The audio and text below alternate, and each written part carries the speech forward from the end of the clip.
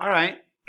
So the first thing, of course, look at the title, right? My intelligence may be more malleable than yours. The revised implicit theories of intelligence self-theory scale is better predictor of achievement, motivation, and student disengagement. Okay.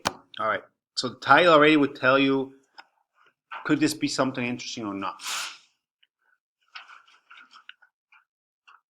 Then what also could be something, I'm not necessarily saying that you should do that, but uh, where is it published?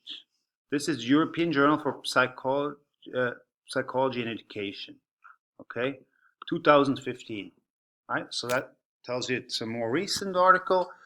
It's published in European Journal. We could go and look up how reputable that journal is, but generally that's fine. Then you might even look at where does this do these people live? Work, right? So one person in Canberra in Australia, the other person Stanford University, Stanford. Okay. Now, I usually really look at the abstract, but sometimes you might be missing things. But I do really look at the abstract. I usually read this the whole way through, right? So here it is. Okay, intelligence is malleable, has consequence for achievement. It's it's possible to improve. Okay, current study. Okay, here we go. What are they doing? It presents a revised self-theory measure of the implicit theories of intelligence scale. Okay, what is it about? Assesses students' beliefs about their ability to mold their own intelligence in contrast to their beliefs about the malleability of intelligence in general. All right, so that tells us what is it all about. Right? And now you might also say, "Ah, no, not what I'm looking for." Next, or you're like, "Oh, yeah, that kind of looks like I need it." Then we describe the sample, like who, where, and with whom did this study happen. So here it's 643 Australian, right? This already tells us, oh yeah, definitely a quantitative study. 62% female, okay, 15 to 19 years old, right? So here we get a better idea with the mean and the standard deviation of the age. And then the belief that intelligence is fixed was predictive of lower endorsement of achievement goals, greater helplessness attributions, and poor self-reported academic grade. So these are the main results, right? I'm going to kind of skip over that. Normally I wouldn't, but right now I am, just to kind of save time, right? We'll look at these results. And then these results indicate that students' implicit beliefs, particularly about their own intelligence, may have important implications for their motivation, engagement, and performance in school. Okay. Now, in my personal situation, I was looking for a scale that measures fixed and growth mindsets. Okay. And now these guys are saying those items would talk about the general view on intelligence. People can become smarter. People can learn. People can grow. Things like that. And what these guys are apparently saying here, it's the belief about yourself, not necessarily about other people, right? So it's about I can grow myself. I can become smarter, right? That could be something different than people can become smarter. People can grow, right? So you guys get that difference, right? So now these guys took a scale that had people can grow and change it around to I can grow. So they took the similar items, but they made them specific to the person. All right, so far so good. Now at this point in time, I said no, I want to know more about it. Okay, then the introduction tells us the situation. Usually I read this, I kind of skim it, but I read it and I kind of look at, because I know the literature, right? So then once you start looking for names, that tells you that you understand the literature, because you're saying who are they citing, right? Which ideas are they referring to? So I see, oh, okay, they talk about Eliot, okay, they talk about Dweck, this lady that came up with the whole growth mindset stuff, all right. Um, and then if I have more time, I probably read it, but now what I really want to do is what exactly they do in this study, right? Implicit theories and achievement goals, okay, fine. Implicit theories and attributions, all right. Implicit theories and academic achievement, okay. Get that. Self-handicap and disengagement, okay, interesting. Current study, that's what I'm looking for. Right? Basically, this at the top is the lit review. Right now, when I'm reading it the first time, I'm not really caring about that. I just want to know, what did these guys do? Okay. Later on, I'll probably will go back and see, hey, what exactly they cite. Maybe they cite some studies that I don't know about. So I might actually go look up those studies to learn more about it. But here, the current study, okay. All right, what did it do?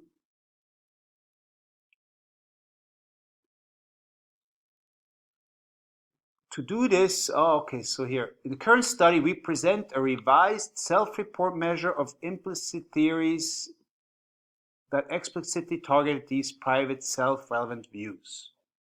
That's the main thing, right? To do this, the general implicit theories of intelligence questionnaire was modified to form a first-person self-theory scale. Consistent with previous research. Okay, now here is the hypothesis. We predicted, H1 stands for hypothesis 1, entity beliefs about intelligence will be associated with poor outcomes across a range of measures, including lower mastery goals, higher performance and performance avoidance goals, and higher attribution of helplessness. Furthermore, we expected that entity theory would be associated with higher truancy, self-handicapping, and student disengagement, as well as self-reported academic performance. Okay. Then next hypothesis here, students' belief about their own intelligence will explain greater variance than their beliefs about intelligence in general. Okay. Then this third one here, students holding stronger entity beliefs on the self-theory scale than on the general would report lower endorsement of achievement goals, lower academic grades, and increased helplessness, self-handicap, truancy, and disengagement.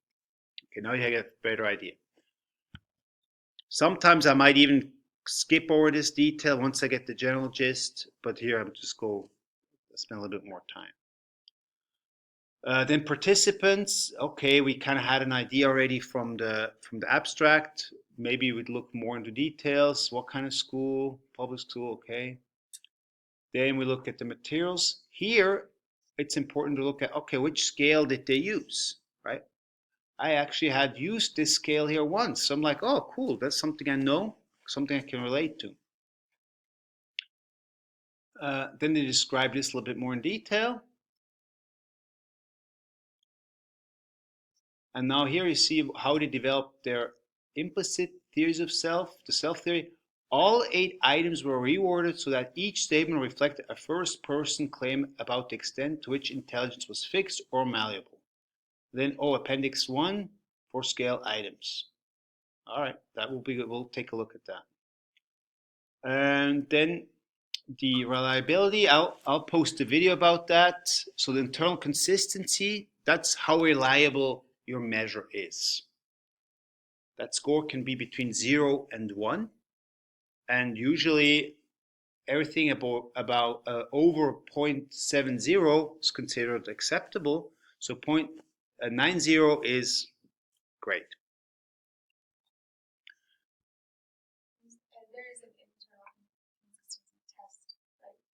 Yeah, so that's the Cronbach's alpha, and that's what this alpha stands for. It's a formula to calculate this.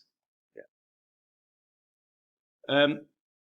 Now here also, I would probably go kind of just skim this. Okay, they measured implicit theories of intelligence. They measured the self-theory, implicit theory of intelligence. They measured achievement goals. They measured helplessness and academic achievement. And that would be it. No, self-handicapping, disengagement, truancy. So each of these is a scale. You see that? So they describe, okay, which one did you use? Patterns of adaptive learning survey. Disengagement, truancy is from the motivation and engagement scale. Right? So each section describes how did they measure that. And imagine they had their whole survey, and the survey consists of all these measures that they basically took from other places. They made up one on their own. That's that self theory, the one that they're testing. Right? Everything else they borrowed from other people. So when you adapt someone else's, you have to get permission and all of that? No, not if this is a published research and it's for research purposes. You don't need to have permission. You just take another scale or yeah. You just cite it and change it however you want. You can change it, but then when you change it, you have it's a modified version, so you have to talk about that you change it. So the whole point is actually not to change it so that you can say it has been tested by other people. But like in the first one where they created it to be modified it to be more about the person themselves. Yep. So in that, did they have to get permission or they just change it? No, they just change it. It's going to be a new one. Yeah.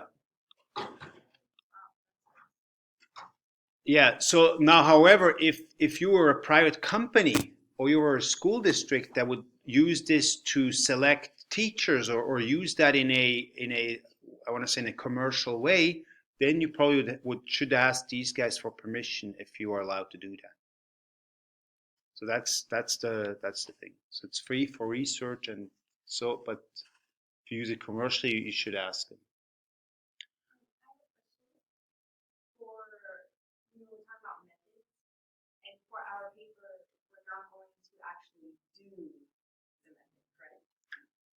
Yeah, but you're just describing it. So everything that you see so far, you could do. You could talk about. Can you reference, like for example, in this research, they use this method and this would apply to what we're doing? Can you kind of cite like that? As far as this worked really well, I chose it. Well, I wouldn't say I, but something like in your method section, this was chosen because Bowman Deal stated. You see what I'm saying? No. Well, for example, here maybe this gives you. I don't know if that answers your question, but here they say, okay, we need to measure disengagement, right? And they say, okay, to measure that, we said 3 items were used to measure disengagement and were adapted from the motivation engagement scale by Green et al. So that's what you can cite what someone else did and apply it to your own. You can. Okay. You can. Absolutely. That's the whole point, right? Now that, for example, Dave write this whole thing here. We'll skip to Appendix 1. They write this whole paper so that you can then use it. And if there's no, for example, you do your research, but there's no actual data collection method because there's no research to support this the topic that we're talking about, can you create your own collection method?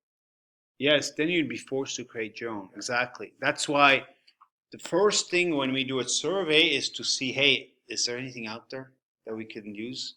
If there's not, then you're forced to. But as you can see, like technically, if you did a new scale for your dissertation, that could be a dissertation on its own. If you really did it rigorously, you have to test it exactly. So these guys developed this new measures here. And I said you can always substantially change how intelligent you are. Right? I believe I can always substantially improve on my intelligence. So you see how it's reflecting to themselves, and less about people can always substantially improve on their intelligence. And I actually use that with students at Fresno State. And when I did it, so far I haven't really found a difference between them talking about themselves versus talking about other people. Right? But these guys made a convincing case that it matters. Like you could think that everybody else can grow and become smarter, but you yourself can't. Right? That can be true. What in my data, what I found is that tendency is that if you think others can, you think you can too, or maybe vice versa. So, Dr. Waddle, for your lit review, in essence, then we are including what we think needs to be measured, why we think it needs to be measured, and how we